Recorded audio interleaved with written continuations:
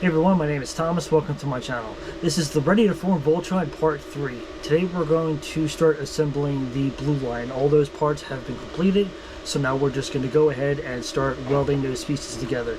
This was going to be a little bit more challenging because there's some gaps that I'm going to need to fill in with Bondo and Bondo spot putty. So hopefully I can get these pieces to connect and then work with the Bondo later. So let's get assembling.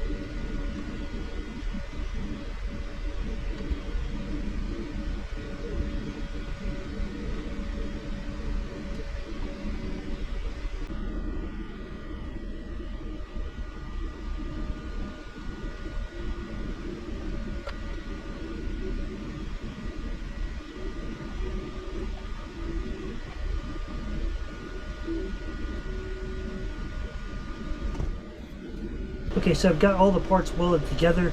My welds are not perfect. I still have to go back through again and to reinforce it a little bit more. As you can see right here, it's got a pretty good cover on there. I just got to put another layer of filament on there, some scraps on that to help close that gap up. And here's the top part of, or the entire shin to the knee.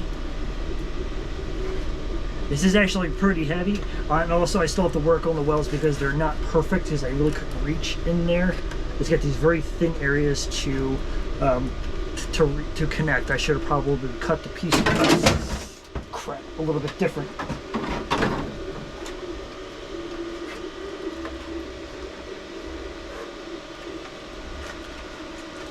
To redo my welds because some of the area, it didn't have a lot of area to connect to get the welds on there. What I'm thinking I might do is just take like my heat gun to warm up some rafts and then just lay it where I wanted to, and then use my soldering iron to finish the connection.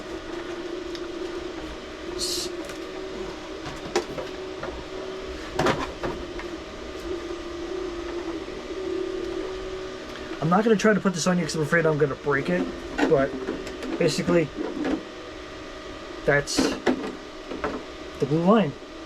So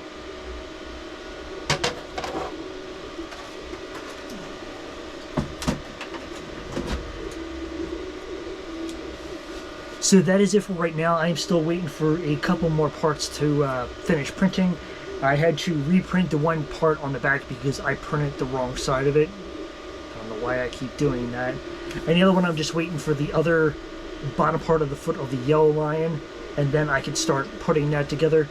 But printing the shin and the lower shin and the top part of the shin, that's going to take a while because I had, like, with the blue line, I had to cut the top part of the shin in half because it wouldn't fit on my print bed altogether. So I had to cut it into two parts, and then I had to cut the center out just to make sure that everything can fit on my print bag. So I just didn't want to waste a lot of filament because I am going through filament like crazy.